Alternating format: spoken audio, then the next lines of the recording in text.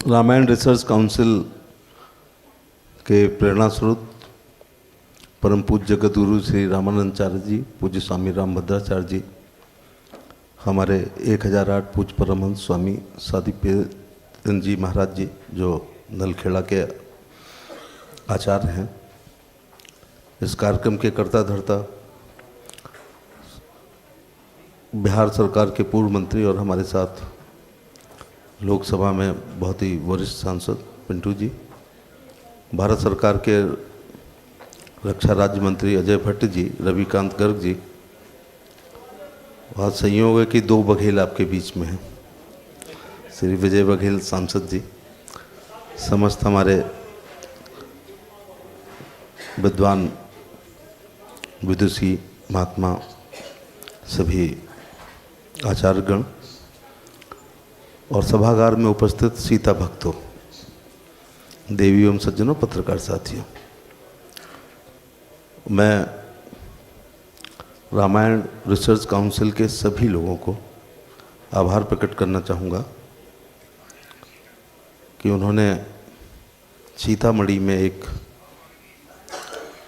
माँ भगवती लक्ष्मी स्वरूपा जगत जननी सीता जी की 251 फुट की मूर्ति को लगाने का, मंदिर बनाने का, और उसमें मैं पढ़ रहा था अन्य कार्य भी, वहाँ रिसर्च सेंटर भी रहेगा, विधवा विकलांग वृद्ध लोगों के लिए भी आश्रय रहेगा, लाइट एंड साउंड शो होंगे, कुछ डिजिटल होंगे, नौकायान भी है और पेडिस्टल्स भी हैं जो 4 मंजिल तक पर्यटक वहाँ जा सकते हैं। जो जात वर्ग क्षेत्र धर्म अपने पुरखों का सम्मान नहीं करता, अपने आध्यात्मिक धरोहरों का सम्मान नहीं करता है, उनको याद नहीं करता है, उनको अक्षुण नहीं रखता है, वो आगे नहीं बढ़ सकते। ऐसे सोपानों से जागृति आती है, जागृति से सोच बदलती है, सोच से संघर्ष करने की क्षमता आती है और संघर्ष से फिर सत्ताएं भी मिलती हैं, फिर सत्ताओं से इतिहास बनता है, फिर इतिहास ऐसे ही पढ़ा लिखा समझा और सराहा जाता है। मुझे थोड़ा, मैं बहुत, मेरे दाहिने तरफ बैठे हुए लोगों का ये विषय है, हम लोग राजनीतिक कार्यकर्ता हैं, लेकिन राजनीति एक अल्पकालीन धर्म है और धर्म एक दीर्घकालीन राजनीति है। तो मुझे इस विषय में ज़्यादा ज्ञान नहीं है, लेकिन रिसर्च शब्द पर मुझे आपत्ति है, क्योंकि ये भगवान हैं, धर्म हैं, सीता जी हैं, राम जी हैं, लक्ष्मण हैं, भरत हैं, शत्रुघ्न हैं, कृष्ण जी हैं। ये शंका, शोध, जिसको अंग्रेजी में रिसर्च करते हैं, बहस का विषय नहीं है। ये सब थे, ये हैं और ये रहेंगे।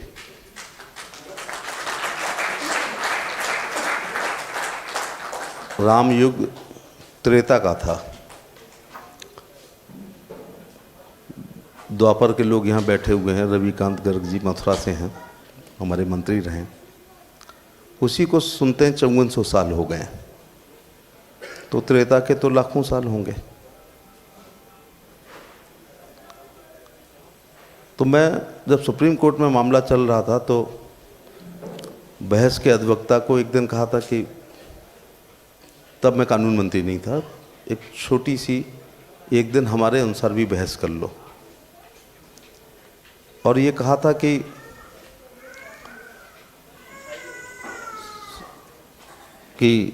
श्री मनोज तिवारी जी हमारे बीच में हैं, मैंने ये अनुरोध किया था कि राम लक्ष्मण भरत शत्रुघ्न या लवकुश जी, ये गुलशन नंदा, प्रेम वाजपेयी, रानू, इब्ने सफ़ी बीए, जेम्स शेडली चेइस या आर्थर कनन डाइल के पात्र नहीं हैं। रामचरितमानस जरूर तुलसीदास जी अकबर के समकालीन थे, लेकिन समकालीन महर्षि वाल्मीकि जी ने ही रामायण की रचना की थी। एक बात पर विवाद क्यों था? ना वाल्मीकि जी के समकालीन किसी भी विद्वान ने, ऋषि ने, मुनि ने, कवि ने, लेखक ने ये नहीं लिखा था कि राम जी के पिताजी दशरथ नहीं थे, ये तो गलत लिख दिया।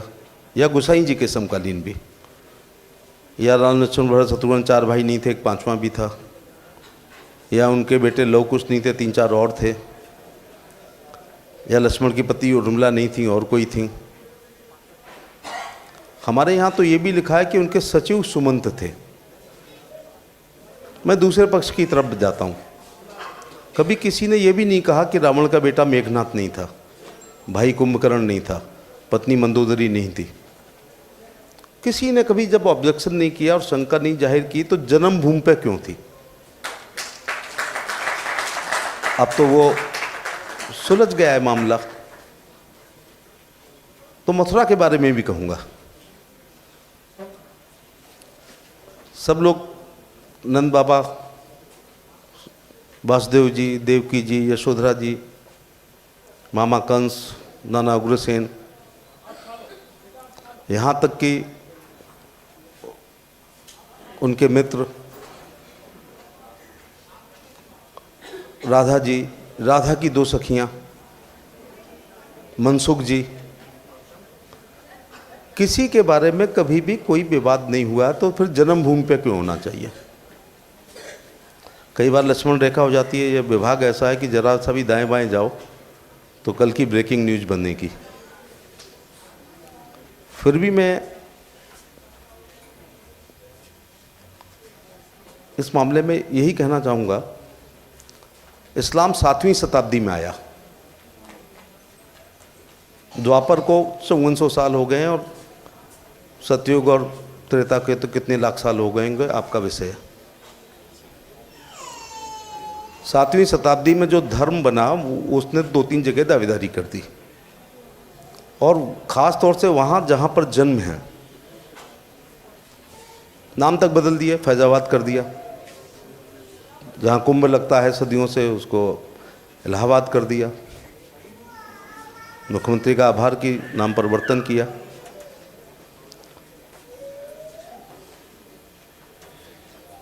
मोहम्मद बिन कासिम आया। स्थायी रूप से 1192 में तराई के दूसरे युद्ध में पृथ्वीराज चौहान मोहम्मद गोरी से हार गए, तो एक गुलाम के गुलाम ने हमको गुलाम कर दिया। फिर उसके गुलाम कुतुबुद्दीन ऐबक ने राज किया, फिर उसके गुलाम इल्तुतमिश ने, फिर उसकी लड़की रजिया ने, फिर अलाउद्दीन खिलजी, मोहम्मद खिलजी, जलालुद्दीन खिलजी ने, फिर फिरोज़ तुगलक, मोहम्मद तुगलक, गयासुद्दीन तुगलक ने, फिर सिकंदर लोदी, बहलूल लोदी, इब्राहिम लोदी ने, खैबर दर्रे से बाबर आया, बाबर ने, हुमायूं ने, हुमायूं के समकालीन शेर शाह सूरी ने, अकबर, जहांगीर, शाहजहां होते हुए औरंगजेब। कई बार तो बड़ा अजीब सा लगता है कि हमारी सभ्यता, संस्कृति, धर्म, आध्यात्म, गीता, पुराण, महाभारत, उपनिषद, ऋचाएँ ये अक्षुण्ण कैसे रह गई जब इतने हमले हुए हैं। ये कार्यक्रम क्यों जरूरी हैं? मैं कहता हूँ रामलीलाएँ क्यों जरूरी हैं, भागवतें क्यों जरूरी हैं। इतना आध्यात्मिक देश होने के बाद हमारे पाठ्यक्रम में शामिल नहीं है। आज अच्छा होता थोड़ा शिक्षा मंत्री जी को भी बुलाते। ये हमारे सिलेबस में नहीं है, और जो पाठ्यक्रम में नहीं है वो ऑब्लिगेटरी है, मैंडेटरी नहीं है। पाठ्यक्रम में है तो परीक्षा में पास होने के लिए पढ़ना ही पड़ेगा। मुझे नहीं लग रहा कि रामायण, महाभारत, गीता, उपनिषद, वेद हमारे किसी पाठ्यक्रम में, मैंने 4 विश्वविद्यालयों में पढ़ाई की। तो जब ये पाठ्यक्रम में नहीं है तो इन बच्चों को पता कैसे चलेगा? ऊपर से पश्चिम सभ्यता आती जा रही है। बच्चों से पूछता हूँ तो मिक्की माउस उनको जानते हैं, वो जॉम, टेरी, हैरी, जॉम, मैं इसीलिए पूछ रहा था, बच्चे ने जवाब दिया। और अभी लवकुश पे गूगल करने लगेगा ये हैरी पॉटर। ये घर में घुस आए हैं। टॉम एंड जेरी देखो, छोटे से बच्चे ने, मेरी बात यहीं सिद्ध हो गई। मैंने मन से टॉम हैरी कहा था, तो उसने संशोधन कर दिया कि जेरी। और अभी पूछ लूँगा कि राम जी की माँ सुमित्रा थी या कौशल्या थी या कैकेयी थी, तो अभी मम्मी भी कन्फ्यूजन में पड़ जाएगी। इसलिए ये कार्यक्रम भट्ट जी बहुत आवश्यक है। ऐसा करके हम भारत की सभ्यता, संस्कृति, धर्म, आध्यात्म, गीता, पुराण, महाभारत, उपनिषद ऋचाओं को अक्षुण्ण बनाने का काम कर रहे हैं। और जितना न्याय सीता जी को मिलना चाहिए उतना मानस में नहीं मिला है। मैं तो यहाँ तक भी कहना चाहूँगा कि सीता जी तो अपने पति के साथ थीं, लक्ष्मण भाई के साथ थे। उर्मिला जी 14 साल खड़ी रहीं दीपक जलाए। जितने पन्ने मिलने चाहिए थे उर्मिला जी को मानस में, उतने नहीं मिले हैं, ऐसा मेरा है। अगर साकेत ना लिखते मैथिली शरण गुप्त तो उर्मिला जी को भी उतना न्याय नहीं मिल रहा है। जब इतनी बड़ी लिखी गई थी तो इतने बड़े त्याग को भी लिखना चाहिए था। तो मैं लंबी बात ना कहते हुए, होइए वही जो राम रच राखा। कल कहीं सुन रहा था कि हम लार्जेस्ट डेमोक्रेसी हैं, अमेरिका ओल्डेस्ट डेमोक्रेसी है। हम सब लोगों को इसका विरोध करना चाहिए। हम ही ओल्डेस्ट डेमोक्रेसी हैं। भगवान राम के समय त्रेता में राजतंत्र में लोकतंत्र था, और यही अंत्योदय था कि आखिरी सीढ़ी पर खड़ा हुआ एक धोबी समाज का व्यक्ति अपने राजा के खिलाफ बोलता है, राजा उसको गंभीरता से लेता है और उस पर एक रूलिंग भी देते हैं। अभी भी राजतंत्र है, लोकतंत्र है, सैनिक तानाशाही वाला भी राज है, लेकिन सबसे अच्छा राज्य तो राम राज्य माना गया। दैविक दैविक भौतिक तापा, राम राज्य नहीं काहू व्यापा। भेड़ और शेर एक घाट पे पानी पीते थे। तो मैं लंबी बात ना कहते हुए, बहुत पिंटू जी का, आपका, भट्ट जी का, सबका, और संभवतः मेरा सौभाग्य कि थोड़ा मैं भी इसमें जुड़ गया हूँ। तो हम लोग भी त्रेता में कुछ नहीं रहे होंगे तो रथवत हाँकने वाले रहे होंगे, छोटा मोटा सेवा रही होगी, जो हमको ये अवसर जो है आपने काउंसिल ने हमको प्रदान किया। इसलिए शोध का विषय नहीं है ये। जो जो मानस में लिखा है, जो जो रामायण में लिखा है और जो अन्य रामायणों में लिखा है, मैं एक बार फिर रिपीट कर दूं कि ये गुलशन नंदा, प्रेम वाजपेयी, रानू इब्ने सफ़ी BA, जेम्स शेडली चेइस के पात्र नहीं हैं। और एक आज अपना ऑब्जेक्शन और दर्ज कराऊंगा कि ये जो सो कॉल्ड आजकल बिना रिसर्च के अपनी तरफ से लिख रहे हैं,